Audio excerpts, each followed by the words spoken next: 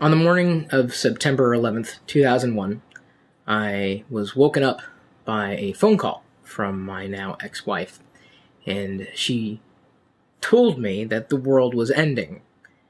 And I was a little confused, of course, just having woken up. She was still in Iowa, and I was in San Francisco. I had just started hosting Tech TV's Call for Help a few months earlier in July. And so I was on my own. And she said, turn into the news. And so I did. And of course, what I saw was the Twin Towers both on fire. And I was still a bit dazed and confused. Not really sure what was going on, just like the rest of the world. So I went ahead, got ready, walked into work as I was accustomed to doing back then. And when I got there, in the offices of Tech TV, everybody was watching some news station or another.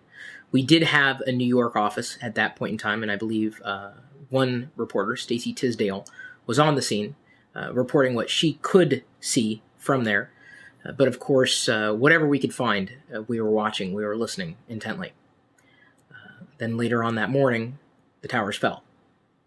And I remember watching on a very, very, very small TV what was going on.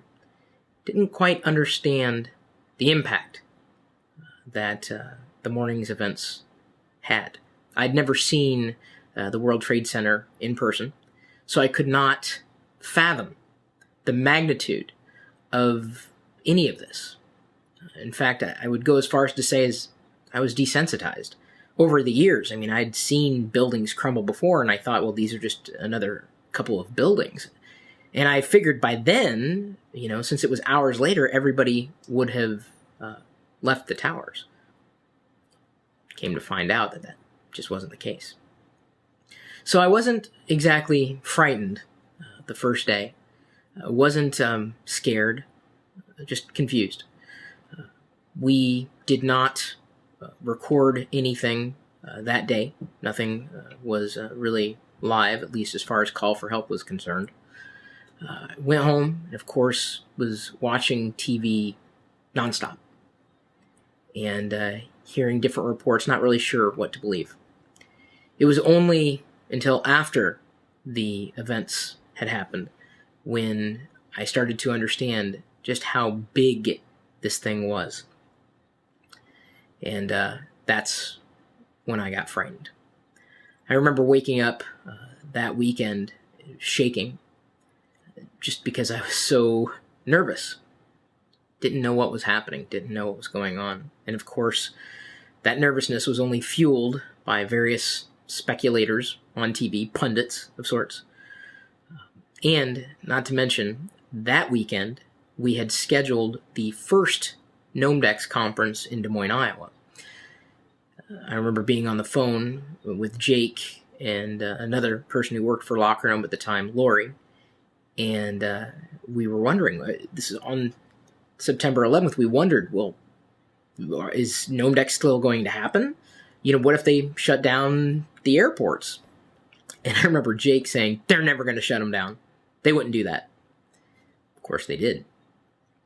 Gnomedex did not happen that weekend.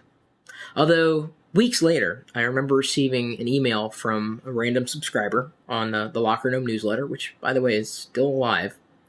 And he said, did you know this was going to happen? A few months ago, I remember you had written, stay tuned, something big is going to be happening around the beginning of September. Of course, I was referring to Gnomedex, not 9/11. Well, Gnomedex was rescheduled, and then that following Monday, we went back on the air, live, with Call for Help. We acknowledged the events, and then moved on as if nothing had happened. And I think that was difficult for me to do, because my mind was very much not where it should have been. Still, we pushed through, not forgetting, but giving people, I guess, a place to turn where they could watch something that wasn't reminding them that the world around them had changed. So here we sit, on the 10th anniversary of September 11th, 2001. And I've never really told that story. I mean, it's not much of a story, admittedly. But I just thought I'd let the world know where I was on September 11th. I have since been to New York and visited the site where the Twin Towers fell. And I can't help but feel an extreme degree of gratitude for every volunteer who had helped in anything related to those events or beyond. Any of our public workers, I thank you. Any of our volunteers, I thank you. Any of our military who sprang into action to help fight terrorism the world over, I thank you. And that's not just for Americans. That's for anybody on this globe who's doing good, doing their best to make the world a better place. Sometimes that means cleaning up messes. So thank you. Now, I know that the ensuing comments could be all over the map. Some of you may not have remembered where you were on September 11th, 2001. But if you were, feel free to drop your comment. Leave a video response. It's always interesting to hear stories. Makes us feel more connected. And I think that's the thing that's kept me going. September 11th is always on my mind, especially when that time of year rolls around. But I'd just like to say, once again, I'm appreciative of everything that you might be doing to make the world a better place.